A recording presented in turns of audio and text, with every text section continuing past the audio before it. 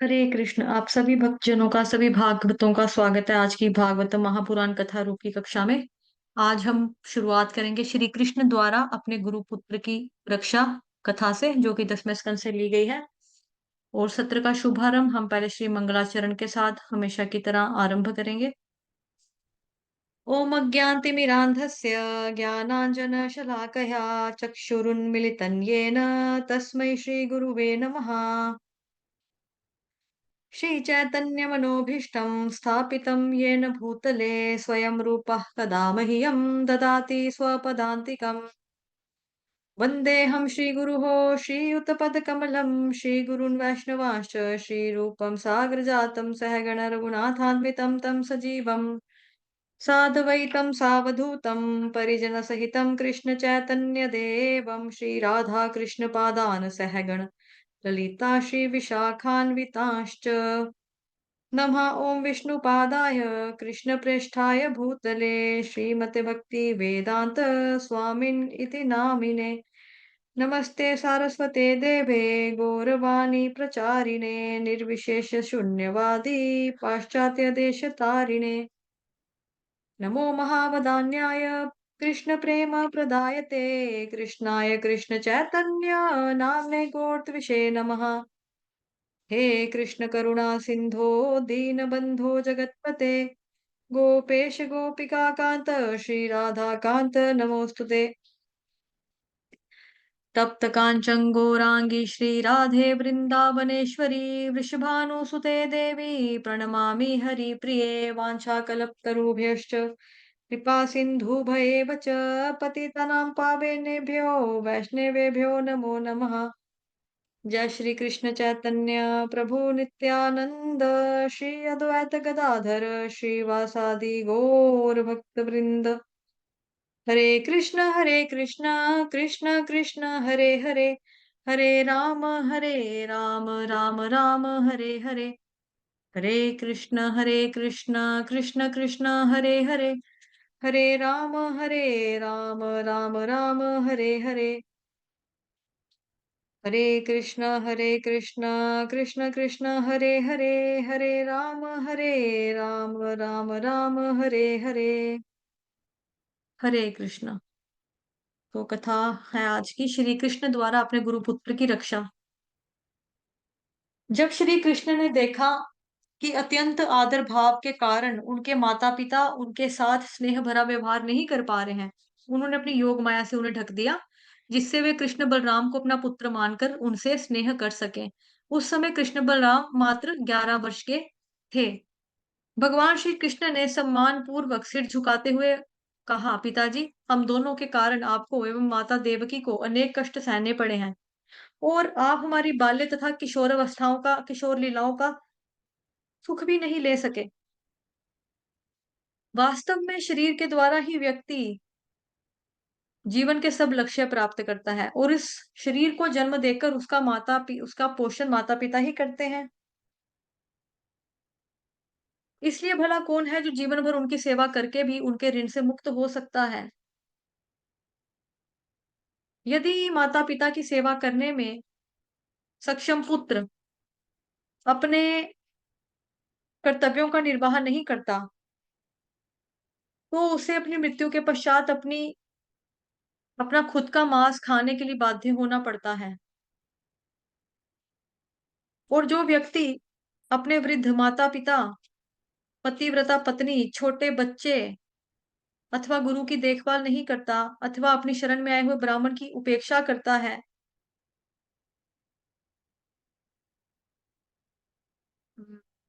तो वह सांस लेते हुए मृत के समान है। एक मिनट, मैं ना बुक से देख रही हूँ कुछ ही कुछ मिस तो नहीं होगा। Page number 404।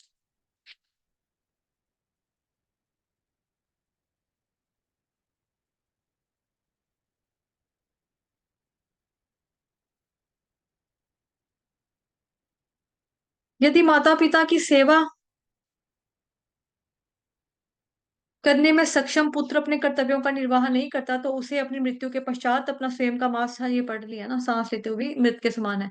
कंस के भय से हम आपकी सेवा नहीं कर पाए, इसलिए हमारा जीवन व्यर्थ ही बीत गया। कृपया इसके लिए आप हमें क्षमा करें, पर हम कर ही क्या सकते थे? हम अपने नियंत्रण से परे परिस्थितियों द्वारा बंधे हुए थे। श्री कृष्ण के भोले-भाले वचनों को सुनकर वसुदेव और देवकी ने कृष्ण बलराम को अपनी गोद में भर लिया और उनका आलिंगन करने लगे। वात्सल्य प्रेम से पूरित कृष्ण बलराम को अपने आंसुओं से नहलाते हुए उन दोनों के कंठ अवरुद्ध हो गए। अपने माता-पिता को सांत्वना देकर श्री कृष्ण ने अपने नाना उग्रसेन के पास गए और उन्हें यदुवंशियों का राजा नियुक्त कर दिया।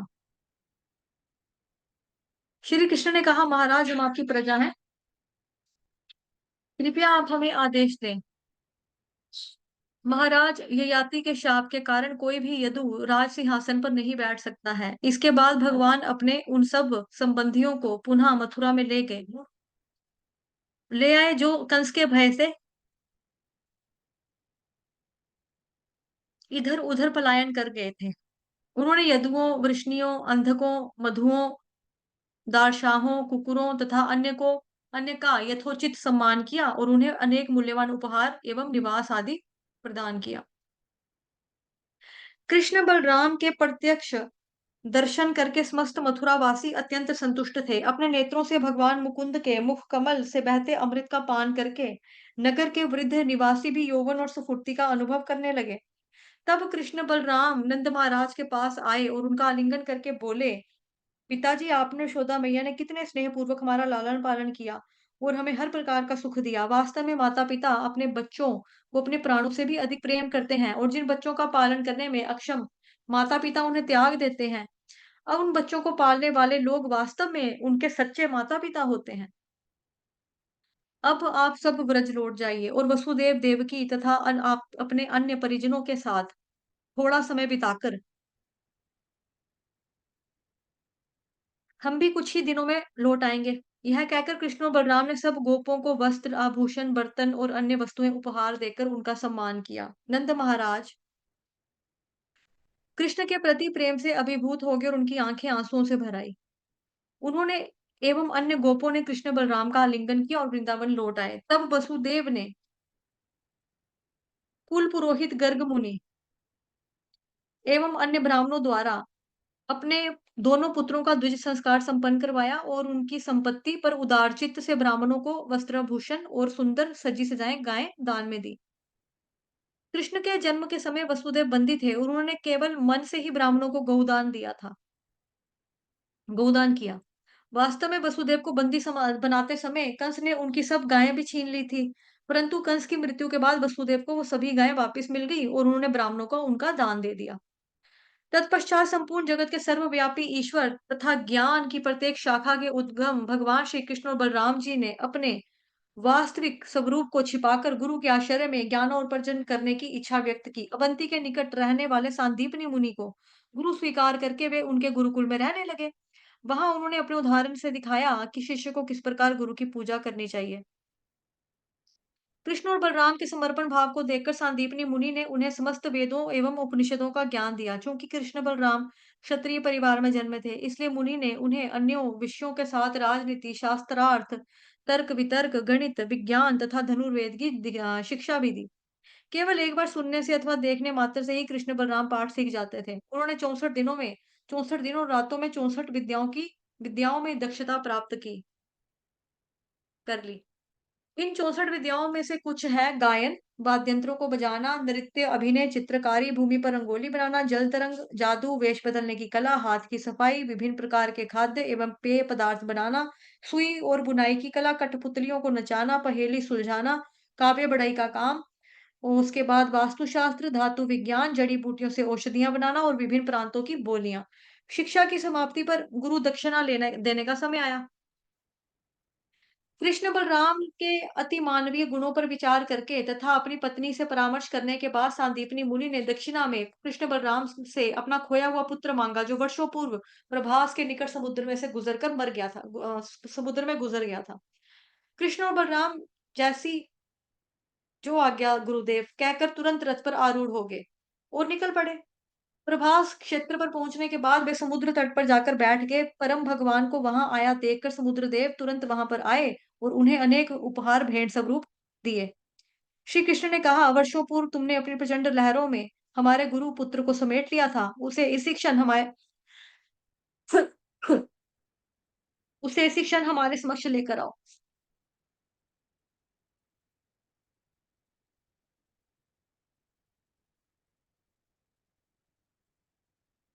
समुद्रदेव ने कहा,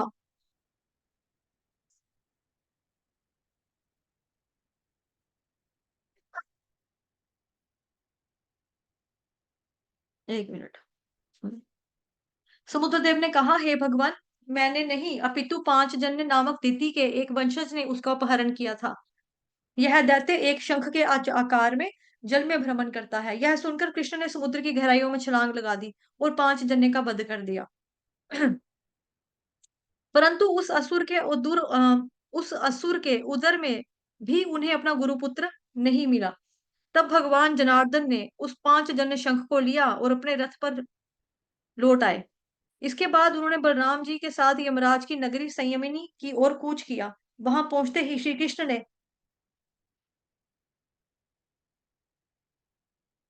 वहां पहुंचते ही श्री कृष्ण ने जोर से अपना शंख बजाया और यमराज तुरंत अपने दोनों स्वामियों की पूजा करने वहां उपस्थित हो गए। स्कंद पुराण में लिखा गया कि भगवान के वहां आने से समस्त नरकवासी मुक्त होकर वैकुंठ में चले गए।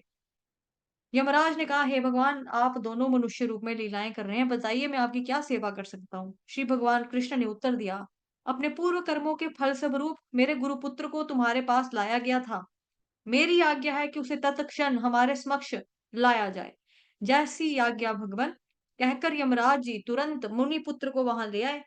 वहां से लौटकर कृष्ण बलराम गुरुकुल में आए और गुरु को उनका पुत्र वापस देते हुए कहा, गुरुदेव, इसके अतिरिक्त हम आपको दक्षिणा में कुछ और भी देना चाहते हैं। सांदीपनी मुनि ने कहा, पुत्रों, तुमने गुरु के प्रति एक शिष्य के कर्तव्यों को भली भांति पूरा किया है। जिस गुरु के तुम जैसे शिष्य हो, भला उसको और फिर क्या चाहिए होगा। अब तुम अपने घर लौट जाओ। तुम्हारी ख्याति चारों दिशाओं में फैले और तुम्हारे वचन वेद वाक्यों के समान सदैव सार्थक एवं सनातन रहे। कृष्ण बलराम अपने रथ पर आरूढ़ होकर मथुरा से निकल पड़े और उन्हें लौटा हुआ देखकर मथुरा वासियों को ऐसा लगा कि जैसे उनकी खोई हुई संपत्ति उनको पुनः वापस मिल गई हो। हरे कृष्ण कृष्ण कृष्ण हरे हरे, हरे हरे राम राम राम राम हरे हरे, हरे हरे कृष्ण कृष्ण हरे कृष्ण कृष्ण कृष्ण हरे हरे, हरे हरे राम राम राम राम राम हरे हरे हरे, हरे कृष्ण हरे हरे कृष्ण कृष्ण कृष्ण कृष्ण कृष्ण कृष्ण हरे हरे हरे, राम हरे हरे राम कृष्ण राम राम हरे हरे। धन्यवाद। अगली कथा पढ़ते हैं। अगली कथा का शीर्षक है श्री उद्धव की वृंदावन यात्रा। नंद महाराज और ग्वालों को कृष्ण बलराम के बिना वृंदावन लौटा हुआ देखकर यशोदा मैया और गोपियों की दशा अत्यंत दयनीय हो गई। उस हृदय विदारक दृश्य का वर्णन कर पाना संभव नहीं है। कृष्ण बलराम ने न केवल गुरुकुल में शिक्षा प्राप्त करने के लिए अपितु कंस के उन साथियों का वध करने के लिए भी मथुरा में रुक गए, जो श्री कृष्ण से प्रतिशोध लेने के लिए मथुरा पर आक्रमण की तैयारियां कर रहे थे। भगवान श्री कृष्ण को डर था कि यदि वे वृंदावन चले जाएंगे तो वे आक्रमणकारी आतंक मचाने वृंदावन न कहीं पहुंच जाएं। एक दिन वसुदेव के भाई देवभाग के पुत्र उद्धव मथुरा में आए।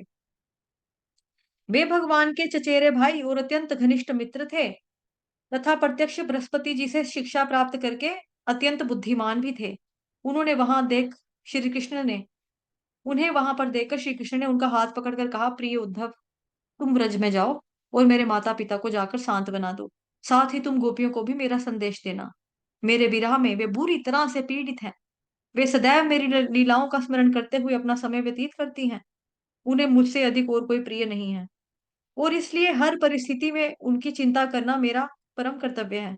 चूंकि मैंने उन्हें वापस लौटाने का वचन दिया है, इसीलिए वे क्योंकि मैंने उन्हें वापस लौटने का वचन दिया है, इसलिए वे जैसे तैसे मेरी राह देखते हुए अभी तक जिंदा हैं, अभी तक जीवित हैं। ब्रजवासियों को सांत्वना देने के अतिरिक्त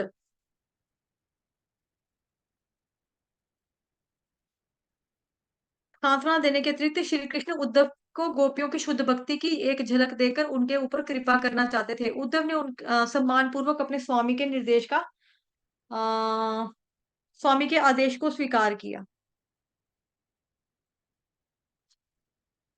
और अपने रथ पर चढ़े और नंद गोकुल की ओर निकल पड़े। जब तक उद्धव वृंदावन पहुंचे तब तक सूरज ढलने लगा था।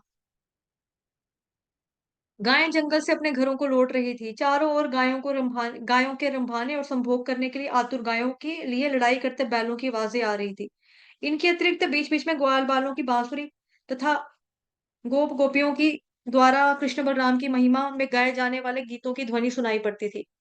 यज्ञ, सूर्य, अतिथियों, गायों, ब्राह्मणों, पितरों तथा देवताओं की प्रचुर पूजा सामग्री से सजे भरे व्रजवासियों के घर अत्यंत सुंदर दिखाई दे रहे थे। ब्रज के चारों ओर फूलों के चहचहाते पक्षियों से भरे हुए वन उपवन थे, जिनमें भंवरों के झुंड मंडराते रहते। हंस, बतख और कमल के फूल वहां के सरोवरों की शोभा बढ़ाते।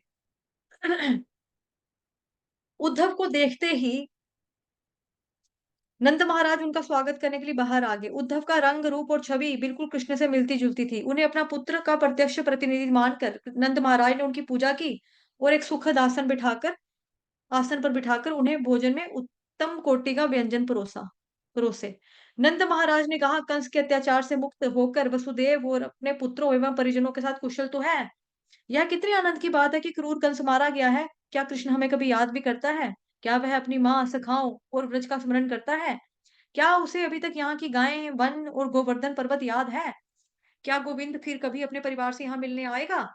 केवल हम तभी हम उसका सुंदर मुखड़ा देखने को मिलेगा। कृष्ण ने बार-बार हमें भयानक खतरों से बचाया और उसकी उन लीलाओं, उसके कटाक्षों, उसकी मुस्कान, उसकी बोली आदि को याद करके हम अपने संसारिक कार्यों को भूल जाते हैं। जब हम उन नदियों, पर्वतों और वनों को देखते हैं, जहाँ पर मुकुंद खेला करता था, तो हमारे मन पूरी तरह से उसी में लीन हो जाते हैं। मुझे तो लगता है कि अवश्य ही कृष्ण बलराम दोनों महान देवता हैं, जो यहाँ कोई प्रयोजन सिद्ध करने के लिए आए हैं। गर्ग मुनि ने भी कुछ ऐसा ही कहा था। देखो ना, उसने 10,000 हाथियों का बल रखने वाले कंस का वध किया, बाएं हाथ की छोटी उंगली में गोवर्धन पर्वत को उठाया, 3 साल वृक्षों जितना लंबा धनुष तोड़ा और ऐस 3 ताल, ठीक है? और ऐसे अनेक असुरों को खेल-खेल में ही धराशायी कर दिया, जिनका सामना करने से देवतागण भी डरते थे।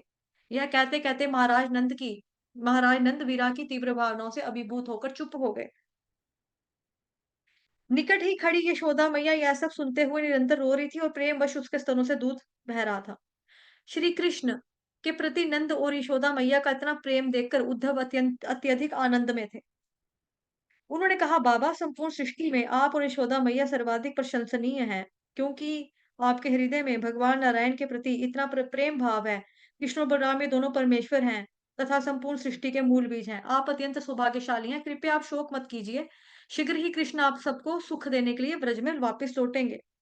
वास्तव में भगवान की ना तो कोई माता है, ना पिता, ना पति, ना बच्चे, ना परिजन, ना तो उनका कोई शरीर भौतिक है, ना उनका जन्म और ना ही उनके कोई कार्य करने के लिए वे बाध्य हैं। परंतु फिर भी वे अपनी लीलाएं करने तथा भक्तों को आनंद देने के लिए इस संसार में आते हैं। वे ना केवल अपने आपके अपितु सबके माता-पिता के पुत्र हैं। भूत, वर्तमान तथा भविष्य में उनसे स्वतंत्र किसी भी वस्तु का ना तो कोई अस्तित्व था, ना ही कोई होगा। समस्त चराचर छोटी अथवा बड़ी वस्तु उनके अधीन है, वस्तुतः वे ही सब कुछ हैं। नंद महाराज और यशोदा मैया को सांत्वना देते-देते रात बीत गई। सुबह होते ही गाँव की स्त्रियाँ सुबह होते ही गाँव की स्त्रियाँ अपने घरों के कार्यों में व्यस्त होने लगी। दही बिलोते समय उनके हाथों में रत्न जड़ित सोने के कंगन दीपक के मध्यम प्रकाश में चम-चम कर रहे थे। वे उच्च स्वर में श्री कृष्ण का यशोगान कर रही थी, जो मथनी के घर्षण की ध्वनि में मिलकर चारों दिशाओं की अमंगलता को दूर भगा रहा था। व्रज में यह रीति थी कि प्रतिदिन प्रातः के समय सब गोपियां नंद और यशोदा मैया को प्रणाम करने आते थे। जब उन्होंने उनके घर के बाहर सोने का रथ देखा तो वे सोचने लगे, यह किसका रथ है? कहीं अक्रूर फिर से कोई क्रूर योजना लेकर तो यहाँ पर नहीं आ गए। लेकिन अपने स्वामी श्री कृष्ण के विरह में हम तो पहले से ही मृत हो चुकी हैं। चलो, अब हमारे ऊपर इससे और ज्यादा बड़ी विपदा और क्या आ सकती है। इसी बीच उद्धव स्नान एवं अपने प्रातःकालीन कार्यों से निवृत्त होकर नंद महाराज के घर पहुंच गए। हरे कृष्ण कृष्ण कृष्ण हरे हरे, हरे राम राम राम राम राम हरे हरे, हरे हरे कृष्ण कृष्ण कृष्ण कृष्ण हरे हरे, हरे राम हरे राम राम राम हरे हरे हरे, हरे कृष्ण हरे कृष्ण कृष्ण कृष्ण हरे हरे कृष्ण हरे, हरे राम कृष्ण राम हरे राम हरे हरे हरे, राम राम हरे हरे। अगली कथा का शीर्षक है भ्रमर गीत। गोपियों का श्री कृष्ण का संदेश गोपियों को श्री कृष्ण का संदेश सुनाना। उद्धव को देखकर गोपियां आश्चर्यचकित रह गई। उनकी लंबी भुजाओं, कमल दल जैसे नेत्र, पीत वस्त्र तथा कमल की माला देखकर वे सोचने लगी, यह सुंदर पुरुष कौन है? यह कहाँ से आया है? और कौन कौन सौभाग्यशाली स्त्री इसका और कौन सौभाग्यशाली इसकी पत्नी होगी? और देखो, इसने कृष्ण के वस्त्र और आभूषण भी पहने हुए हैं। गांव की भोली भाली गोपियों ने उद्धव को घेर लिया और जब उन्हें ज्ञात हुआ कि उद्धव श्री कृष्ण भगवान का संदेश लेकर आए हैं, तो वे उन्हें स्थान पर ले गई एकांत स्थान पर ले गई।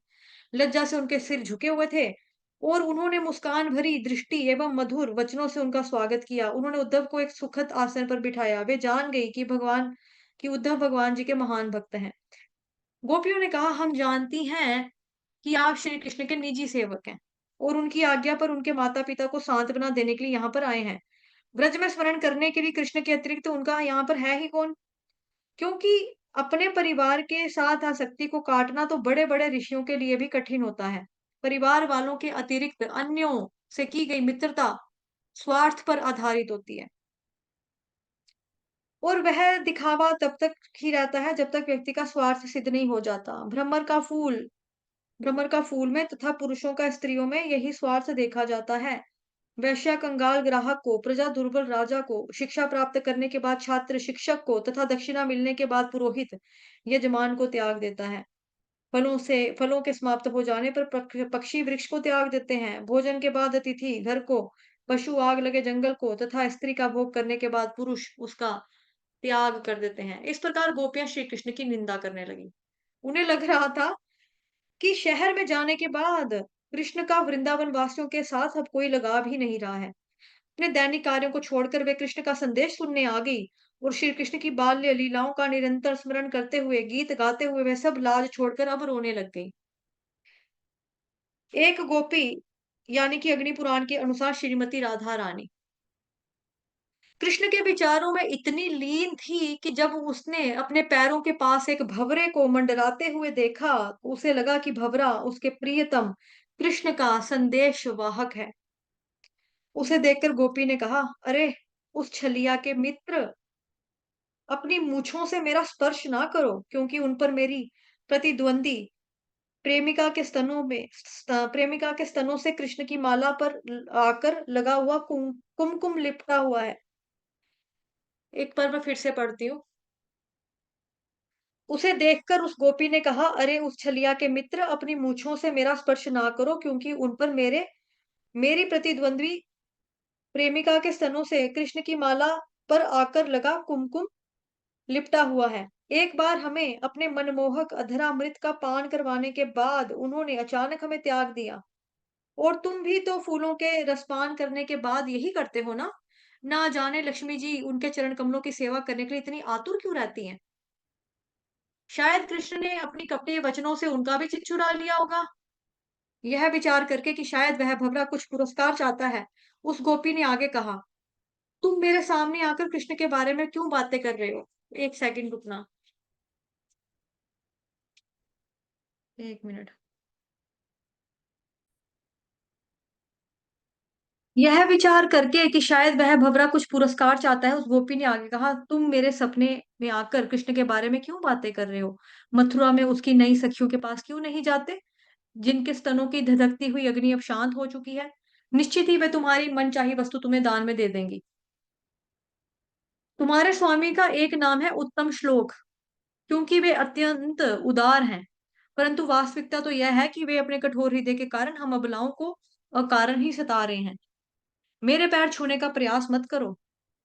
मैं जानती हूँ कि मुकुंद से अच्छी तरह से छल कपट सीखकर तुम यहाँ मीठी मीठी बातें करने के लिए आए हो। हमने उनके लिए अपने बच्चों, पति हमने उनके लिए अपने पति, बच्चों तथा अन्य प्रत्येक वस्तु का त्याग कर दिया और फिर भी वे हमें छोड़कर चले गए। कितने विश्वासघाती हैं वे। फिर भला अब मैं क्यों उनकी किसी चिकनी चुपड़ी बातों में आऊं? अरे मूर्ख दूत, तुम तो एक मंद बुद्धि सेवक ही हो। तुम कृष्ण के विषय में अधिक नहीं जानते। ना केवल इस जन्म में, अपितु अपने पूर्व जन्मों में भी उन्होंने अनेक बार कठोर व्यवहार किया है।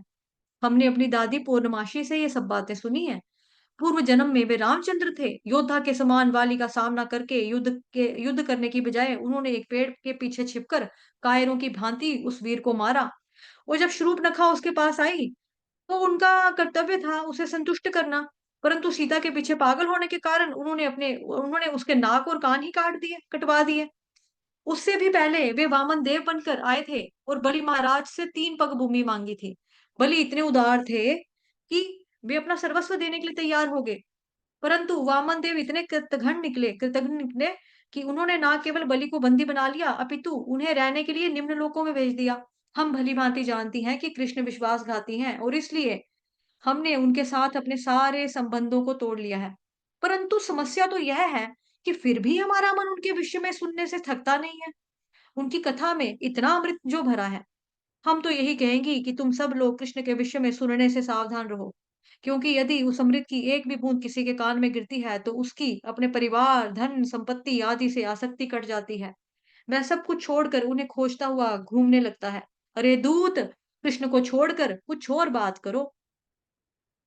राधा रानी इस प्रकार बातें कर रही थी कि वह भंवरा सहसा उनकी दृष्टि से ओझल हो गया। यह देखकर राधा रानी पगला गई। उन्हें लगा कि कहीं वह भंवरा कृष्ण के पास जाकर उनके विरुद्ध उन्हें भड़काने न लग जाए। जब राधा रानी को पुनः वह भंवरा दिखाई दिया, तो उन्हें लगा कि कृष्ण ने उनकी निंदाओं को अनदेखा करके अपने दूत को फिर से उनके पास भेज दिया है। इसे कृष्ण की दया मानकर राधा रानी ने उस भंवरे का स्वागत किया और सावधान होगी कि अब वो कृष्ण के विरुद्ध कुछ ना कहें। वे फिर से उस भंवरे से बातें करने लगी। यह कितने दुख की बात है कि कृष्ण मथुरा चले गए। क्या वे अपने परिवार और सखाओं को स्मरण करते हैं? क्या वे कभी उनकी दासियां, हम गोपियों के बारे में बातें करते हैं? क्या वे यहाँ पर पुनः लौटकर कभी आएंगे?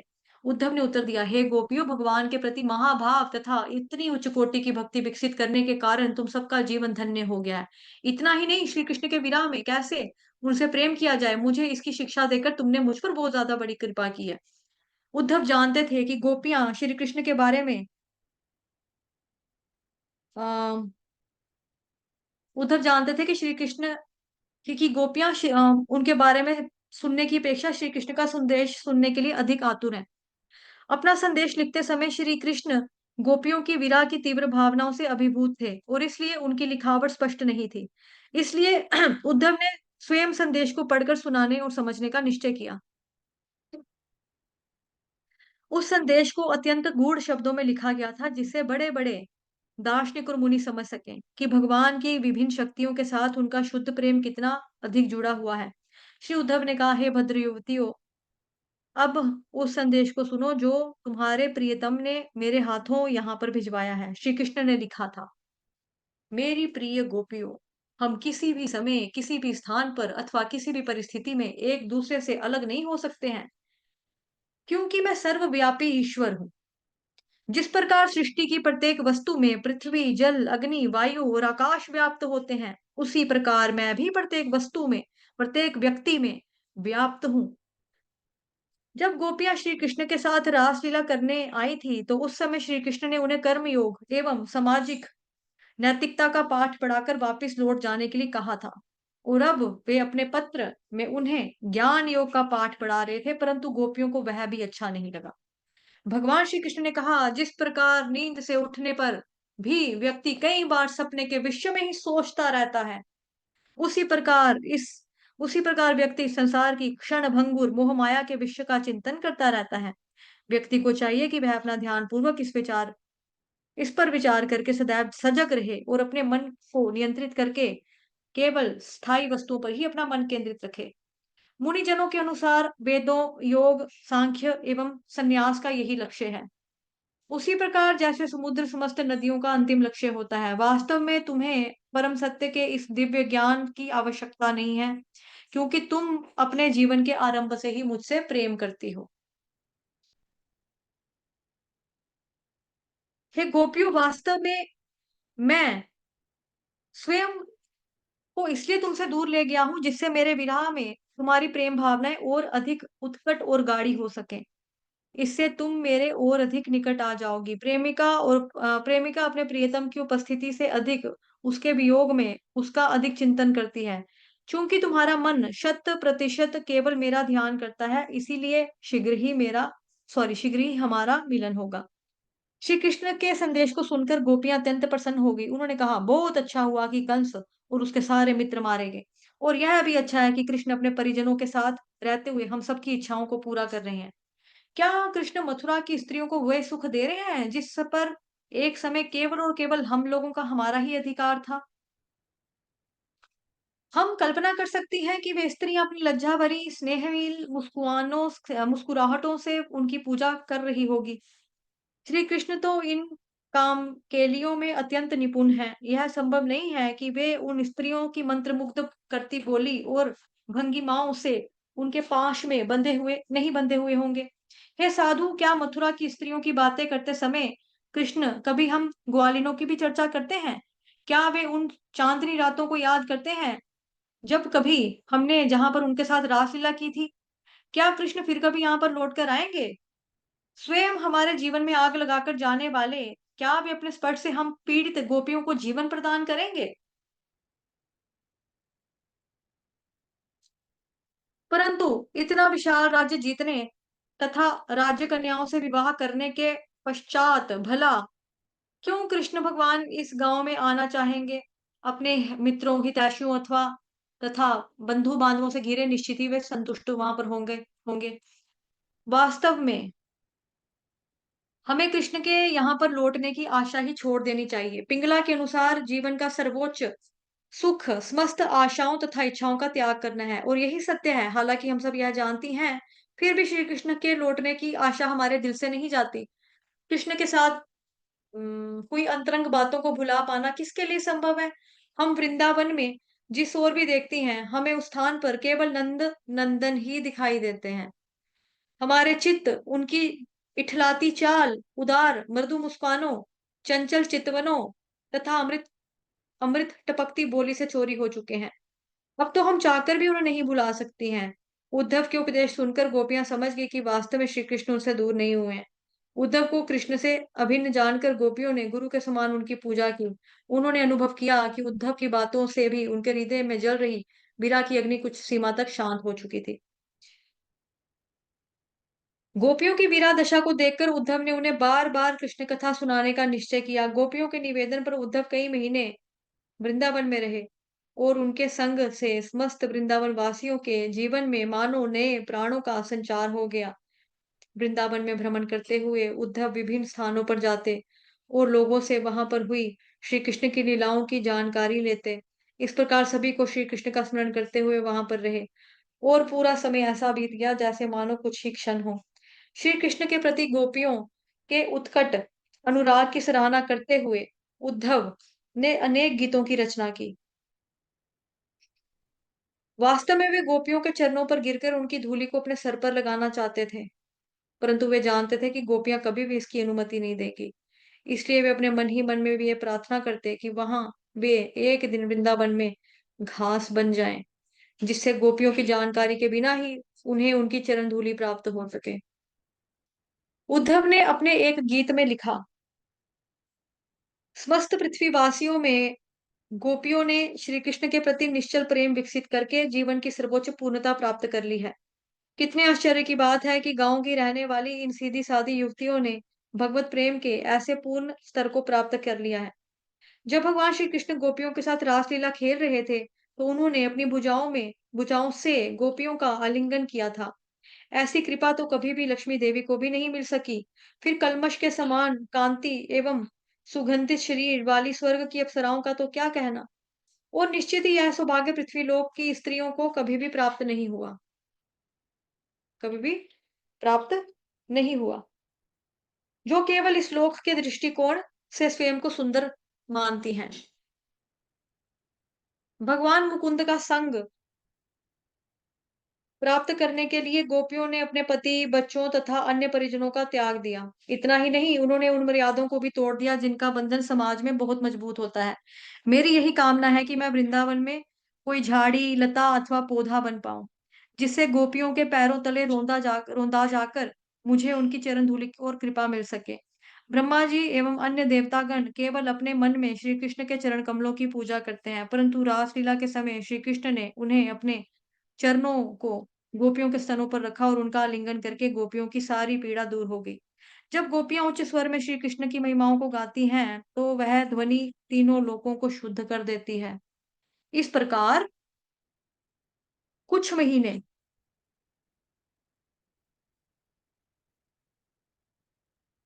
इस प्रकार कुछ महीने वहां पर बिताने के बाद उद्धव ने मथुरा लौटने का निश्चय किया और नंद और यशोदा से अनुमति ली।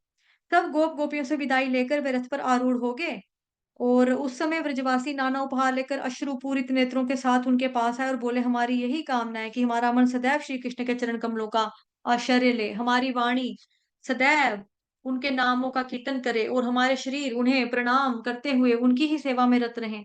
अपने पूर्व जन्मों के कर्मों के फल अनुसार तथा विधाता की इच्छा से हम इस संसार में कहीं पर भी भ्रमण क्यों ना करें, अपने दान आदि सत्कर्मों के फल स्वरूप हमें श्री कृष्ण के प्रति प्रेम ही प्राप्त हो। उद्धव मथुरा से लौट आए और भगवान श्री कृष्ण के चरण कमलों पर गिरकर वृंदावन वासियों की अतुलनीय भक्ति की गाथा गाने लगे। उद्धव ने सब बातें सुनकर उद्धव ने ये सब बातें वसुदेव, भगवान बलराम और उग्रसेन से भी कही और उन्हें ब्रजवासियों द्वारा दिए गए उपहार भी प्रदान किए। हरे कृष्ण कृष्ण कृष्ण हरे हरे, हरे हरे राम राम हरे हरे राम राम हरे राम हरे।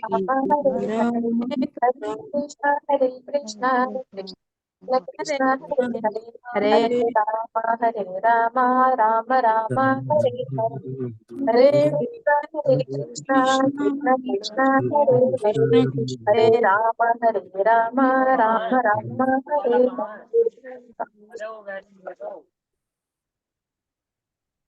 आज के लिए इतना ही रखेंगे।